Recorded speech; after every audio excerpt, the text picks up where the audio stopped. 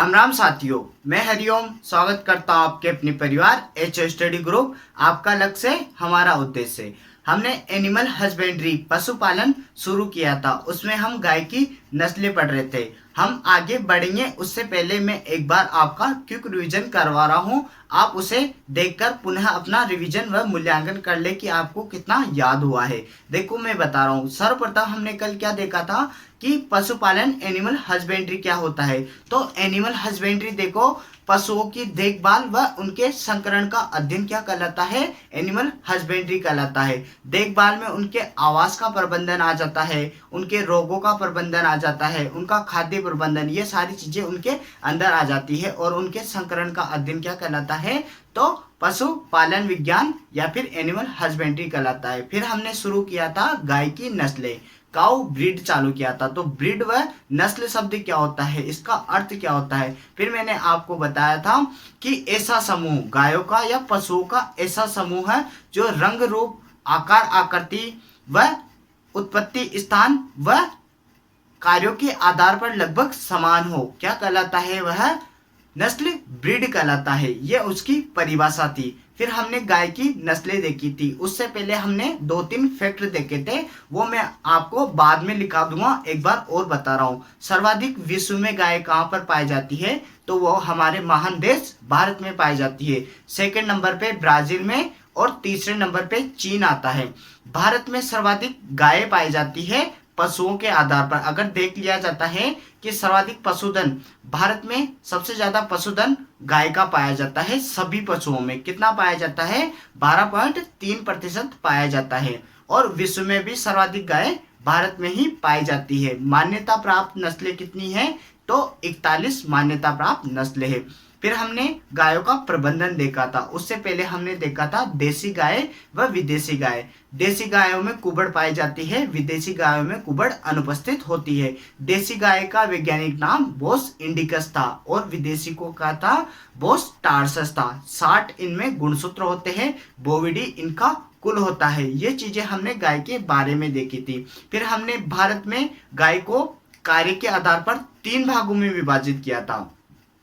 एक तो दुग्धारू नस्ल, एक भारवाही नस्ल और एक द्विप्रयोजनी जो दोनों कार्य कर लेती है, ये हमने देखा था। फिर हमने देखा था कि दुग्धारू दुग्ध प्रयोजनी नस्ल। फिर हमने इसकी ट्रिक देखी थी कि देवीलाल साइकिल चलाता है। अगर आपने भाग 1 नहीं देखा है तो एक बार आप वहां जाकर देख लीजिएगा, वहां पर मैंने ट्रिक के जरिए आपको याद कराई हुई है। देवनी आ जाता है, फिर लाल सिंधी आ जाता है, साहिवाल आ जाता है, गिर आ जाता है, राठी आ जाता है। ये किसकी नस्ल है, तो यह दुग्धारू या दूध प्रयोजनी नस्ल की है। फिर हमने भारवाही नस्लें देखी थी जो कि भार वहन के लिए कार्य काम आती है। भारवाही में हमने क्या ट्रिक देखी थी कि हिसार के अमृत पवार के पास, अमृत पवार के पास या उनके नाम, हिसार के अमृत पवार के नाम करोड़ों का माल गंगा नदी के अमृत जल में है। ये हमने ट्रिक देखी थी। फिर हमने इसी की दूसरी ट्रिक भी देखी थी कि बल्ले से खेल खेलो और विकेट लो और हल्ला मचाओ। ये इसकी दूसरी ट्रिक थी। इनमें लगभग सारी जो भारवाही किस्में थी वो आ गई थी। फिर हमने क्या देखी थी, उसकी द्विप्रयोजनी नस्लें। इसकी भी मैंने आपको ट्रिक बताई थी कि हरि कृष्ण थारे गांव में काना आओ। तो इसके जरिए इसकी सारी ट्रिक आ गई। एक बार आप पहला वीडियो देख लो, वहां पर लिखाई हुई भी है। अगर आपको ट्रिक अच्छी ना लगे तो भी आपको लिखाई हुई है, वैसे भी आप याद कर सकते हो और ट्रिक के जरिए भी आप याद कर सकते हो। मैं आपको ट्रिक भी बता दूंगा, अगर अच्छी लगे तो उसके जरिए आप याद कर लेना। ट्रिक के जरिए जब याद होती है, जब आप 1-2 बार उसे लिखोगे और देखोगे तब आपको अपने आप याद हो जाएगी। अगर ना हो तो मैं जैसे लिखता हूँ वैसा आप फैक्ट के साथ भी याद कर सकते हो। फैक्ट भी मैं आपको उसी के साथ बताता हूँ। और अगर आपको ये वीडियो अच्छा लगे तो आप लाइक जरूर करना, और अगर नए हो तो इसको सब्सक्राइब करना, और अंत में पूरा वीडियो देखने के बाद बताना कि आपको वीडियो कैसी लगी कमेंट करके। तो अब देखो हम आगे पढ़ते हैं। ये पूरा बेसिक था जो कि मैंने अभी तक बताया था। अब हम आगे देखेंगे। उसमें मैंने गिर नस्ल पढ़ा दी थी। गिर नस्ल में मैंने एक ट्रिक बताई थी कि काका पत्ता गिरा दे। सबसे मोस्ट इंपोर्टेंट क्वेश्चन पूछा जाता है गिर नस्ल में कि पत्ते के समान पत्ते के समान आकार के कान कौन सी नस्ल में पाए जाते हैं? तो गिर नस्ल में पाए जाते हैं। माथा चौड़ा कौन सी नस्ल का होता है और उभरा हुआ किसका रहता है? तो गिर नस्ल का होता है। गिर गिर कहाँ पर है? गिर गुजरात में उसका उत्पत्ति स्थान है। देशान उसको कहते हैं। बहामान इसलिए कहते हैं क्योंकि 1980 में उसके पशु, गिर नस्ल के पशु कहाँ पर भेजे गए थे? ब्राजील में, इसलिए वहां पर इसको बहामान के नाम से जाना जाता है। इसी को देशान कहते हैं, इसी को रेंडी उपनाम से भी जाना जाता है। ये इसके उपनाम थे। तो हमने गिर नस्ल का अध्ययन कर लिया था। अब देखो हम आगे साहिवाल नस्ल का अध्ययन करेंगे। अब मैं आपको देखो साहिवाल नस्ल बताता हूं। साहिवाल नस्ल, अब आप कंटिन्यू देखते जाना, आपको सब कुछ यहीं पर याद हो जाएगा, आप बस देखते जाना। देखो मैं आपको ट्रिक भी बता दूंगा और आपको फैक्ट भी बताऊंगा, तो दोनों जरियों से क्या है आप याद कर लेना, कोई दिक्कत नहीं है, कैसे भी याद करो, बस याद होना चाहिए, हमारा एग्जाम फाइल होना चाहिए और हमें किसी से कोई मतलब नहीं है। अगर आपको याद रहे तो ट्रिक के जरिए भी याद कर लेना। मैं कहूंगा साहिवाल, साहिवाल में क्या है? मोटा मोंटी, मेरी बात सुनो, मोटा मोंटी शाही मिठाई खाता है। अभी मैं आपको समझा भी दूंगा, मैं एक बार ट्रिक लिख देता हूं फिर आपको समझा भी दूंगा। मोटा मोंटी शाही मिठाई खाता है। साहिवाल में क्या कर दिया मैंने? एक ट्रिक बनाई। ट्रिक में क्या है? एक मोंटी है। मोंटी क्या है? सबसे ज्यादा खाना खाता है, मीठी मीठी चीजें खाता है, तो उसका क्या है? वजन बढ़ गया और वो मोटा हो गया। ये और वो कौन सी मिठाई खाता है? शाही मिठाई खाता है, एकदम रॉयल पीस, रॉयल स्वीट्स खाता है, इसलिए क्या हो गया? ये मोटा हो गया। तो इसी में क्या है? हमारी साहिवाल नस्ल पूरी कवर हो जाएगी इसी ट्रिक के जरिए, और इनका पूरा फैक्ट भी मैं आपको बताता जाऊंगा, इसके आधार पर भी आप याद कर लीजिएगा। अब देखो साहिवाल, साहिवाल शब्द लिख दिया हमने, तो साहिवाल शब्द से भी हम दो तीन चीजें निकालेंगे। इधर देखो, ल को पकड़ो लास्ट लास्ट का, ल से हुआ लोला।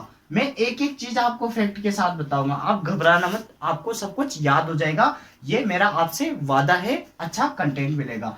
ल से लोला हो गया, ल से लेक्टोज हो गया, आपको सब कुछ ये मैं विस्तार से बताऊंगा, ठीक है। व से वसा निकाल लो। अब मैं आपको पूरा बताऊंगा, इधर बताऊंगा तब इनको पूरा समझाऊंगा। अब देखो मोटा, मोटा इंसान कौन होता है? जिसमें वसा जम जाती है, वसा जम जाती है, वही इंसान क्या हो जाता है? मोटा हो जाता है, फैटी हो जाता है, ठीक। मोंटी, मोंटी अर्थात मोंट गुमरी, मोंट गुमरी, ये कहां पर है? यह स्थान पाकिस्तान में है, वर्तमान में कहां पर है? पाकिस्तान में है। शाही अर्थात साहिवाल, साहिवाल हो गया। मिठाई अर्थात मीठा, मिठाई का स्वाद कैसा होता है? मीठा होता है, मिठाई खाता है। अब देखो साहिवाल नस्ल के पूरे फैक्ट देखो, मैं आपको यहीं पर बताता हूँ। देखो इसका मूल स्थान या उत्पत्ति स्थान आप इसे कर सकते हो, इसका ओरिजिन प्लेस कहाँ पर है? तो मोंट गुमरी पाकिस्तान में साहिवाल नस्ल का उत्पत्ति स्थान है, मोंट गुमरी, जो कि कहां पर पड़ता है? पाकिस्तान में पड़ता है। पाक लिख दिया मैंने, आप समझ जाना, ठीक है। अब देखो इसका दूसरा, इसका वितरण कहां कहां पर है? कहां कहां पर इसका डिस्ट्रीब्यूशन है? मैं इंग्लिश में भी आपको बताऊंगा और हिंदी में भी आपको बताऊंगा, इंग्लिश में वर्ड बोल दूंगा, हिंदी में लिख दूंगा। इसका डिस्ट्रीब्यूशन कहां कहां पर है? तो मोंट गुमरी पाकिस्तान के समीप हमारे कौन कौन से जिले व राज्य पड़ते हैं? देखो हमारे पंजाब पाकिस्तान के नजदीक पड़ता है, हरियाणा पाकिस्तान के नजदीक पड़ता है, वह राजस्थान पाकिस्तान के नजदीक पड़ता है। तो समीपवर्ती जिलों में पाई जाती है, समीपवर्ती जिलों में। अब अपने कौन कौन से जिले पाए जाते हैं इसके? जैसलमेर हो गया, बाड़मेर, जैसलमेर, ये बीकानेर, ये इसके समीप पाए जाते हैं, इनमें इनका वितरण होता है। अब देखो इसका मूल स्थान देख लिया, इसका वितरण देख लिया, अब इसके उपनाम देखो, उपनाम, इसको लोला उपनाम से जाना जाता है, लोला। लोला क्यों जाना जाता है? क्योंकि डीली खाल के कारण, इसकी खाल कैसी होती है? इसकी चमड़ी कैसी होती है? डीली होती है, इसलिए इसको डीली खाल के कारण लोला उपनाम से जाना जाता है। ल से साहिवाल में ल आता है, ल से लोला हो गया, ल से लेक्टोज हो गया। अब देखो इसकी विशेषता देखो, जो कि मोस्ट इंपोर्टेंट है, और इनकी विशेषता से क्वेश्चन आता है, आप अच्छे से ध्यान रखना। कुछ कुछ विशेषताएं मैं ऐसी बताऊंगा जिनसे कई बार कई दफा क्वेश्चन पूछा गया, अच्छे अच्छे एग्जाम में क्वेश्चन पूछा गया है, इसलिए आप कंठस्थ याद कर लेना, ट्रिक से आप कभी भूल नहीं पाओगे। आप लिखना उसको और एक दो बार और लिखना, ताकि आपको हमेशा के लिए क्या है याद हो जाएगी, कभी भूलोगे नहीं। अब देखो, अब इसकी विशेषता देखो, विशेषता क्या है, मोटा मोंटी अर्थात मोटा। तो इसमें सर्वाधिक वसा पाई जाती है, इसके दूध में क्या पाई जाती है, सर्वाधिक वसा होती है। सर्वाधिक वसा किसके दूध में होती है, तो वह साहिवाल नस्ल के दूध में होती है। कितनी होती है, तो 4.5 से 6.5% तक इसमें वसा पाई जाती है। अब देखो, मोटा मोंटी शाही मिठाई खाता है, तो इसका दूध सर्वाधिक मीठा, इस नस्ल का दूध सर्वाधिक मीठा होता है, सर्वाधिक मीठा होता है। ये बात भी आप नोट कर लेना। सर्वाधिक मीठा दूध कौन सी नस्ल का होता है, तो साहिवाल नस्ल का होता है। सर्वाधिक दूध उत्पादन भी इसी का होता है, सर्वाधिक दूध उत्पादन इसी नस्ल का होता है। अगर आपको छोटा दिख रहा होगा तो मैं बोल रहा हूं, तो आप वहां से देख लेना, आप वहां से समझ जाना, ठीक है। और इसके दूध में वसा पाई जाती है, क्या, इसके दूध में वसा पाई जाती है, सर्वाधिक वसा, और लेक्टोज की मात्रा अधिक होती है, लेक्टोज की मात्रा सर्वाधिक होती है। इस कारण से इसका दूध क्या होता है, मीठा होता है। ये बात मैंने आपको बता दी। देखो, सर्वाधिक वसा किसके दूध में पाई जाती है, तो साहिवाल नस्ल के में। कितनी पाई जाती है, 4.5 से 6.5%। इस नस्ल का दूध सर्वाधिक मीठा होता है, सर्वाधिक मीठा इसी नस्ल का होता है। सर्वाधिक दूध उत्पादन इसी का होता है। कितना दूध उत्पादन होता है, तो यह 2000 से 2500 लीटर प्रति ब्यात दूध का उत्पादन करती है। और गाय प्रथम बार कब ब्याती है, तो लगभग 4 वर्ष की आयु में गाय प्रथम बार ब्याती है। और ब्यात का क्या मतलब होता है, जो एक बार ब्याने के बाद वह अगली बार जहां तक दूध देती है वह ब्यात काल कहलाता है। वह कहां तक दूध देती है, लगभग वह 10 महीने देती है, 300 दिन के समथिंग। किसी का कम ज्यादा हो सकता है, ऐसा कोई फिक्स नहीं रहता। तो वह ब्याने के बाद जितना कंटिन्यू दूध देती है वह ब्यात काल कहलाता है। फिर अगली बार ब्याती है तो लगभग एक डेढ़ साल का समय लेती है, और 4 साल में वह पहली बार ब्याती है। अब देखो, साहिवाल नस्ल के वापिस से रीजन, मूल स्थान कहाँ हो गया, मोंटगोमरी पाकिस्तान। वितरण कहाँ हो गया, पंजाब, हरियाणा व राजस्थान के समीपवर्ती जिलों में। उपनाम क्या हो गया, लोला, क्योंकि ढीली खाल के कारण इसे लोला उपनाम से जाना जाता है। सर्वाधिक वसा किसके दूध में है, तो साहिवाल के में। इस नस्ल का दूध सर्वाधिक मीठा होता है, किसके कारण से, लैक्टोज की उपस्थिति के कारण। सर्वाधिक दूध उत्पादन कौन करता है, साहिवाल। और यह नस्ल IARI से विकसित की गई है। कहां से, IARI से विकसित की गई है। IARI क्या है, इंडियन एग्रीकल्चर रिसर्च इंस्टीट्यूट। अब देखो, इसकी थोड़ी कहानी बता देता हूं मैं। IARI इसको सर्वप्रथम 1905 में दरभंगा बिहार में पूसा के नाम से स्थापित किया गया था। इसे सर्वप्रथम तो पूसा के नाम से स्थापित किया गया था, और इसे क्या कहते थे, एग्रीकल्चर रिसर्च इंस्टीट्यूट कहा करते थे। पूसा का अर्थ होता है पिप्स ऑफ यूएसए, क्योंकि एक यूएसए का एक आदमी था, उसने $30,000 का अनुदान किया था जब ये बनाया गया। 1905 में दरभंगा बिहार में गंडक नदी के किनारे एक अनुसंधान संस्थान इंस्टीट्यूट खोला गया था एग्रीकल्चर से रिलेटेड, जब इसको एग्रीकल्चर रिसर्च इंस्टीट्यूट कहा जाता था। फिर इसको क्या हुआ, 1911 में इसको क्या नाम दिया गया, Indian imperial institute of agriculture research इसको नाम दिया गया। फिर 1919 में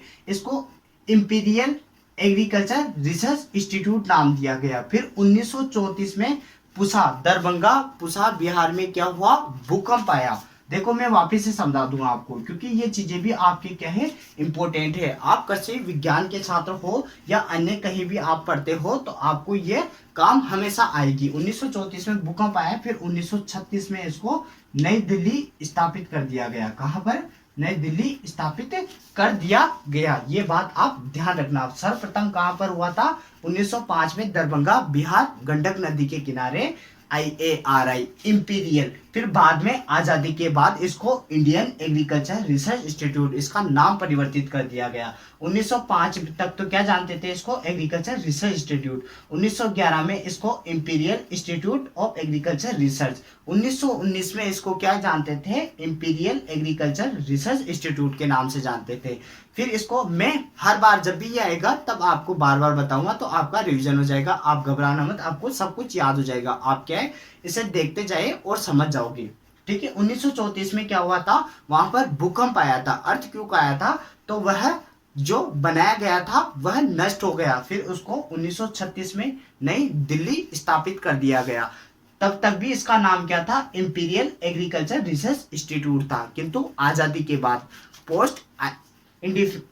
आजादी के बाद क्या हुआ था, इसका नाम परिवर्तन कर दिया गया था और क्या रखा, इंडियन एग्रीकल्चर रिसर्च इंस्टीट्यूट। और 1950 में इसकी एक सब स्टेशन कहां पर खोला गया था, तो वह शिमला में खोला गया था। ठीक है, ये फैक्ट थे तो मैंने आपको बता दिए। एक बार आप इस सबको नोट कर लो और वापस से बता रहा, सर्वाधिक वसा साहिवाल में, सर्वाधिक दूध उत्पादन इसलिए क्या है, डेयरी उत्पादन के लिए, डेयरी प्रोडक्शन के लिए, डेयरी के लिए उपयुक्त नस्ल कौन सी है, तो साहिवाल नस्ल है।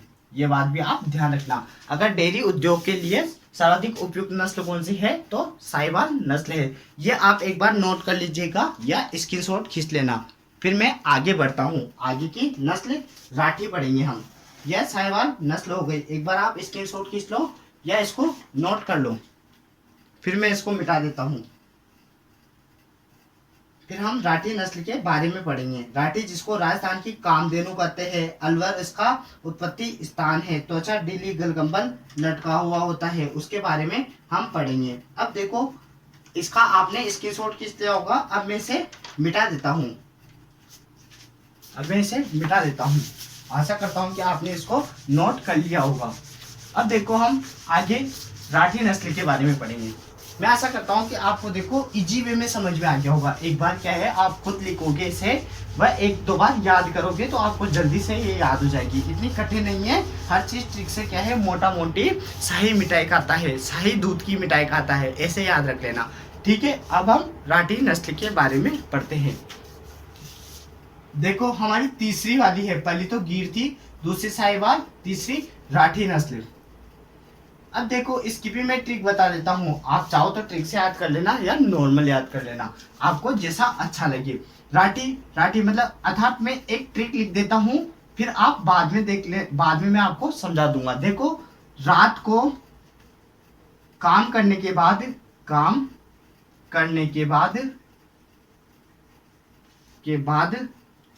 3 कंबल लेकर अलग से सो गया। अब देखो, राठी में मैंने क्या किया कि मैं जब रात को काम कर रहा था, मेरा काम धाम कर रहा था, पढ़ाई वगैरह कर रहा था, तो मेरा काम हो गया। फिर उसके बाद मैंने क्या किया, 3 कंबल ली और उनको ओढ़कर सो गया। ठीक है, अलग से सो गया, दोस्तों के साथ नहीं सोया, मैं अलग से अकेला सो गया। ये राठी के बारे में है। मैं आपको इधर समझाऊंगा, तब आप नॉर्मल भी समझ लेना, उनके फैक्ट की भी बता दूंगा और ट्रिक के जरिए भी बता दूंगा। दो तरीके से आपको अच्छे से समझ में आ जाएगी। अब देखो राठी के बारे में, राठी नस्ल, तो रात अर्थात राठी। ठीक, काम अर्थात कामधेनु। राजस्थान की कामधेनु किसे कहते हैं, तो वह राठी नस्ल को कहते हैं। पहले कई दफा अच्छे कंपटीशन एग्जाम में पूछा गया।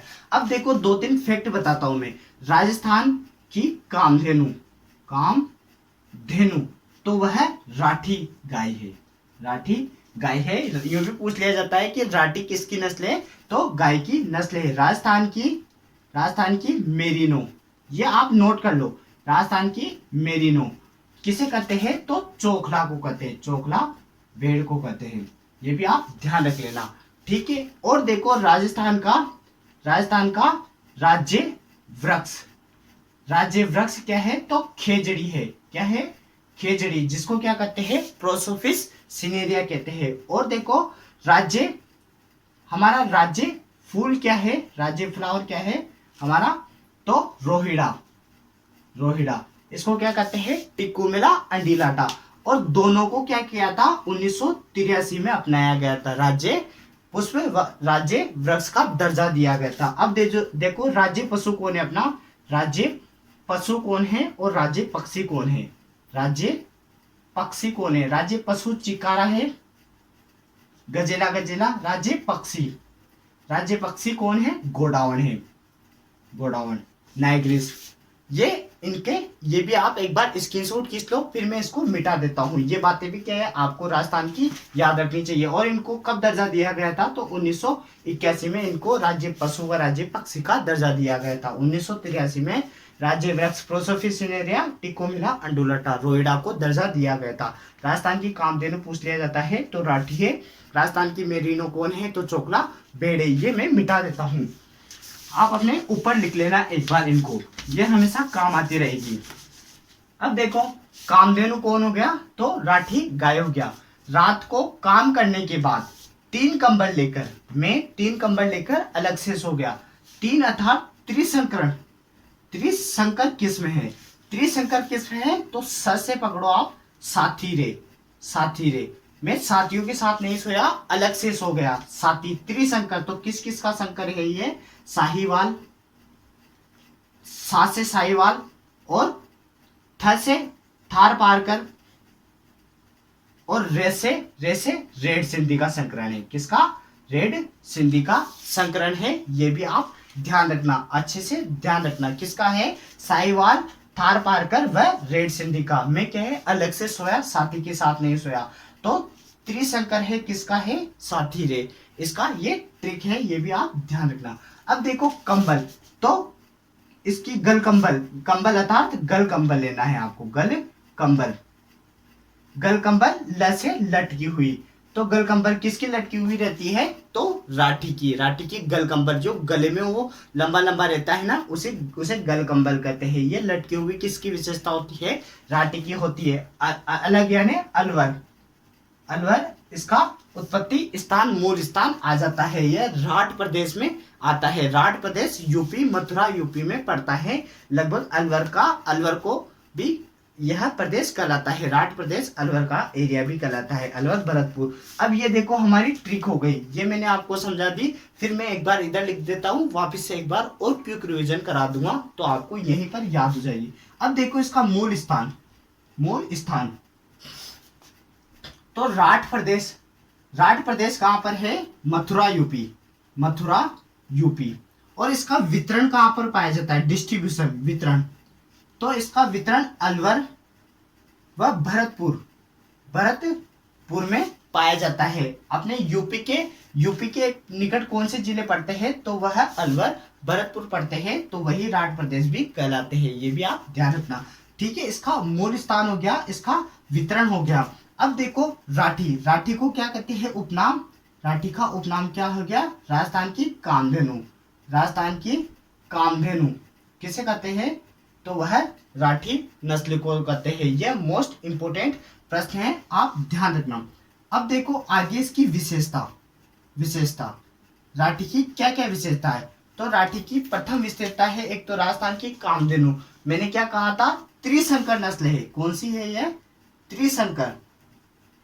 त्रिशंकर नस्ल। और किस किस का संकर है, तो साहीवाल, थार पारकर और रेड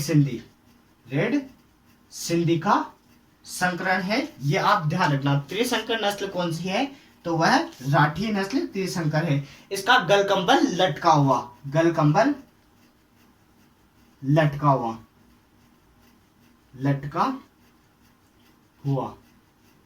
इसकी प्रमुख विशेषता है। और अलवर भरतपुर से ये होती है, ठीक है। और ध्यान रखना, इसका रंग देख लो, इसका रंग हल्का सफेद व स्लेटी रंग की यह होती है। इसका दूध उत्पादन देखो, एक बार आप इसको नोट कर लो, स्क्रीनशॉट खींच लो, फिर मैं मिटा देता हूं। फिर हम इसका दूध उत्पादन देखेंगे कि इसका दूध का उत्पादन कितना होता है। आप इसे नोट कर लो या इसका स्क्रीनशॉट खींच लो, फिर मैं इसको मिटा दूंगा। फिर हम इसका दूध का उत्पादन देखते हैं कि यह कितना दूध उत्पादित करती है। यह 1200 से 1600 प्रति ब्यात दूध का उत्पादन करती है और इसमें 4 से 4.5% वसा पाई जाती है। आप इसे नोट कर लो या स्क्रीनशॉट खींच लो। और राजस्थान की देसी नस्ल है, इसलिए राजस्थान की कामधेनु कहते हैं। ठीक, आपने नोट कर लिया होगा, मैं इसको मिटा देता हूं। देखो राजस्थान की देसी नस्ल है। राजस्थान की कामधेनु कहते हैं। उत्पादन देखो, अब उत्पादन इसका रंग देख लिया आपने। इसका रंग हल्का लाल व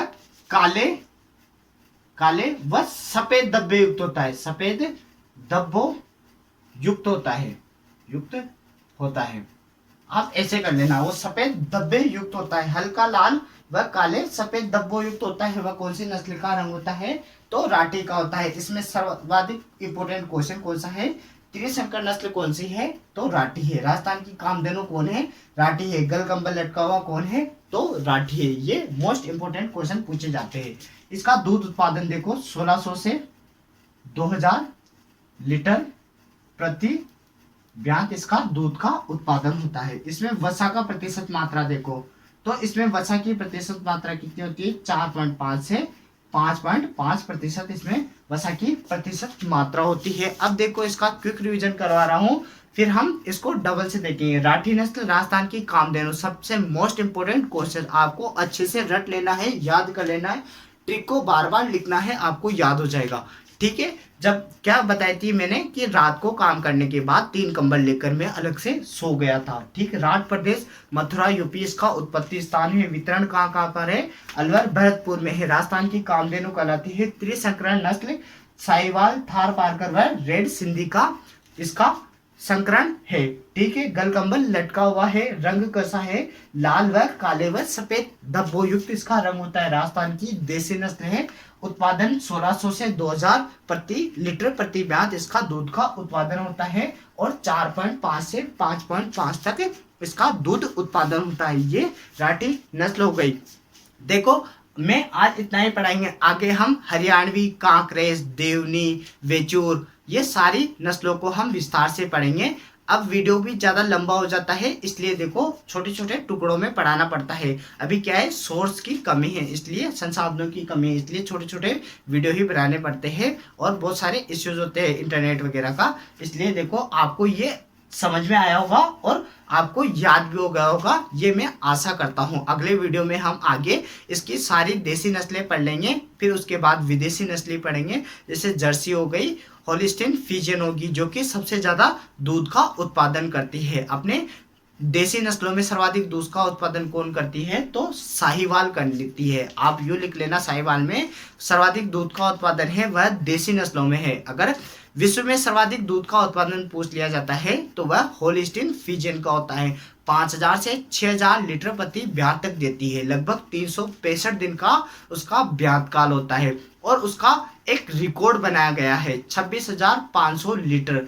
क्यूबा देश जो कि ब्राजील में पड़ता है, वहां पर इसने इतना ज्यादा दूध देकर एक रिकॉर्ड बनाया हुआ है होलिस्टीन फ्रीजियन। और जर्सी है, जर्सी के बारे में भी हम पढ़ेंगे कि गर्मी सहनशील है, इंग्लिश चैनल उसका उत्पत्ति स्थान है। कांकरेज के बारे में पढ़ेंगे कि उसके क्या है, सींग लंबे व मजबूत होते हैं, तो उनमें क्या होता है 90% तक सींग कैंसर का खर्चा होता है, मतलब कैंसर हो जाता है 90% तक उसमें सिंह कैंसर हो जाता है। ये बात हम कांकरेज के बारे में पढ़ेंगे। सबसे अगर ऊंचे कद की पूछ ली जाती है तो कांकरेज नस्ल है। सबसे भारी नस्ल जो कि 590 किलोग्राम की होती है वह कांकरेज नस्ल होती है और वह 90% तक उसमें क्या पाया जाता है, सिंह कैंसर। इसलिए क्या करते हैं, उनके सिंह को काट दिया जाता है, जिससे क्या करते हैं हम डी होर्निंग कर देते हैं। और 590 किलोग्राम वजन की होती है। सर्वाधिक भारी वह होती है सवाई चाल चलने के लिए अगर पूछ लिया जाता है तो कांकरेज नस्ल ही होती है।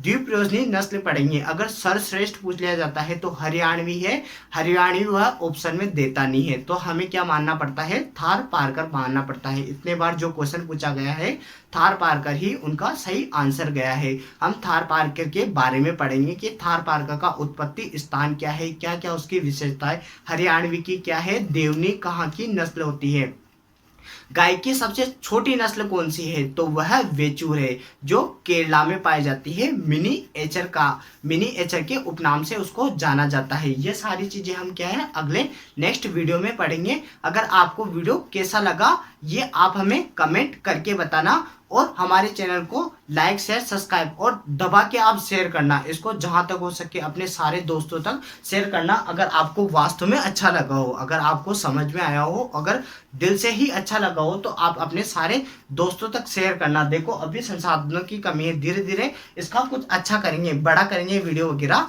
एक अभी तो क्या है थोड़ा छोटा वीडियो रखना पड़ता है, तो इसके लिए देखो मैं माफी चाहता हूँ। आगे बड़ा करेंगे तो उसमें क्या है एक बड़ी बड़ी नस्लें कर देंगे। अभी तो 2 हुई है तो हम धीरे धीरे करके इसको पूरा कर देंगे। आप हमारा साथ देना, कंटिन्यू बने रहना। अब इसी के साथ मैं अलविदा लेना चाहूंगा।